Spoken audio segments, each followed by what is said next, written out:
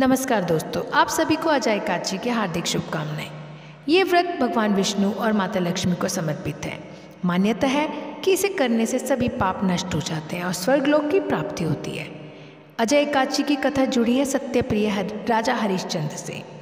उन्होंने धर्म के पालन हेतु अपना राज्य, परिवार और अंत में खुद को भी बेच दिया। शमशान में कार्य करते समय जब उनकी पत्नी उनके पुत्र के शव के साथ आई, तब भी हरिश्चंद्र ने शुल्क मांगा। पत्नी ने आंसू बहाते हुए अपनी साड़ी का आधा हिस्सा दे दिया। तभी भगवान विष्णु प्रकट हुए और बोले, हे हरिश्चंद्र, तुमने सत्य और धर्म का सर्वोच्च आदर्श प्रस्तुत किया है।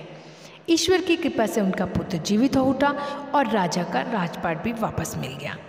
इस व्रत से हमें सीख मिलती है कि सत्य और धर्म पर चलने वाला भक्त कभी खाली हाथ नहीं रहता।